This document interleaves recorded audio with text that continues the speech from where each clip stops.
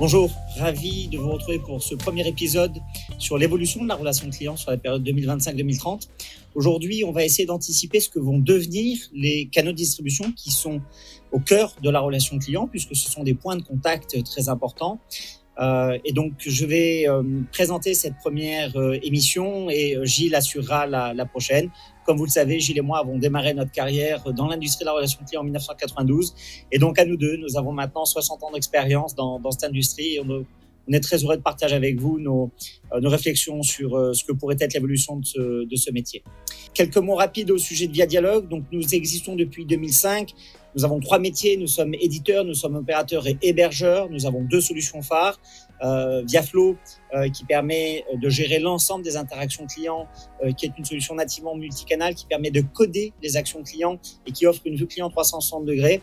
On est 70 collaborateurs, on a un centre de R&D à Lyon et évidemment on a ViaSpeech qui est la solution de référence en France pour tout ce qui est Speech AI, accueil client, langage naturel, routage, guidage, callbot. Alors la relation client, c'est un sujet qui est très vaste et qui interagit avec de nombreux domaines. On va parler aujourd'hui des réseaux de distribution, mais il y a évidemment les systèmes d'information, il y a les infrastructures, les ressources humaines, les espaces de travail, il y a des enjeux sociétaux, il y a des sujets qui concernent la sécurité des données, des évolutions technologiques, de démographie. Et donc, ce sont tous ces sujets que nous allons explorer au cours de ces 8 semaines ensemble. Sur les réseaux de distribution, aujourd'hui, qu'est-ce que nous avons ? La plupart des grandes marques sont organisées autour de réseaux de boutiques, que ce soit des boutiques en propre ou des réseaux de franchise.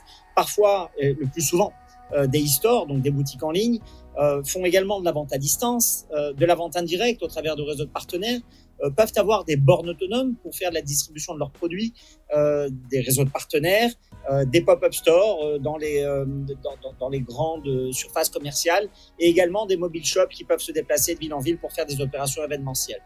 Demain, qu'est-ce qui pourrait advenir ? Bien évidemment, on va voir arriver le métaverse. On a déjà vu que plus de 400 marques ont réservé des terrains pour avoir une présence dans ce monde digital.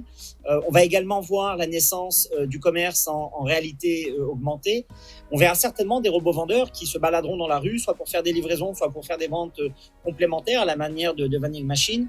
On va surtout voir l'essor du commerce automatisé au moyen d'API et de SDK qui permettront à tout acteur de pouvoir distribuer des produits de partenaires ou autres au travers d'automatisation de chaînes de commerce. Évidemment, il va y avoir la naissance du do-it-yourself où on va, alors, au-delà d'IKEA, on va pouvoir fabriquer chez soi grâce à des imprimantes 3D des pièces de rechange pour nos matériels électroménagers ou pour d'autres besoins domestiques courants. On va avoir très certainement la naissance des boutiques hologrammes où on aura des dispositifs à domicile qui permettront d'avoir une image 3D extrêmement réaliste. Évidemment, on va avoir le développement très fort du social shopping sur les réseaux sociaux et probablement le holo-commerce, c'est-à-dire des solutions à 360 degrés qui permettront d'avoir des points de contact dans le monde physique et dans le monde digital. Alors, les impacts sur la relation client, d'abord, ce sont des nouveaux canaux. Ce qui veut dire que dans les centres de contact, il faudra pouvoir gérer des interactions depuis des casques de réalité augmentée, avec des lunettes de réalité augmentée. Il faudra que les espaces soient prévus pour pouvoir avoir ce type d'interaction, ne serait-ce que quand on fait de la visio, prévoir un fond de manière à avoir une expérience utilisateur qui soit satisfaisante. Il va y avoir également des nouveaux parcours clients. Dans ces parcours clients, il y aura beaucoup d'automatisation, soit grâce au self-care, soit au travers des avatars, mais il faudra penser avoir des avatars engageants, émotionnels et qui soient le plus réalistes possible. Il va y avoir également des nouveaux modèles économiques avec des paiements à l'acte et probablement des smart contracts, puisqu'on va voir les blockchains se répandre de manière pervasive à l'ensemble de l'économie. Et évidemment, il va y avoir la naissance du virtual commerce à base d'NFT. L'industrie des biens digitaux est déjà très grande et il faut l'anticiper puisqu'elle va toucher peu ou prou toutes les marques, aussi bien de produits que de services. Alors, quelques pistes de réflexion.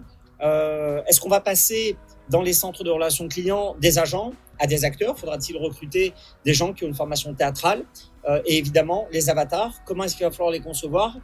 Faut-il qu'ils aient une personnalité ? Faut-il qu'ils soient émotionnels ? Faut-il des avatars qui soient en relation affinitaire avec les clients ? Ce sont des questions très importantes. Il en va de même pour les robots. Est-ce que la vidéo, ça va devenir le nouvel audio et finalement, toute la relation client se basera sur de l'image animée, interactive ou des flux vidéo. Et évidemment, est-ce que le virtual commerce va prendre le pas sur le commerce physique et donc, on va assister à une dématérialisation complète des échanges marchands. Donc, ce sont des sujets importants. En ce qui nous concerne, on pense que on va vers beaucoup plus de digital, même si à la fin, le commerce, c'est d'abord de l'échange, c'est d'abord du dialogue et il faudra nécessairement maintenir une relation commerciale de proximité. Alors à lundi prochain, merci.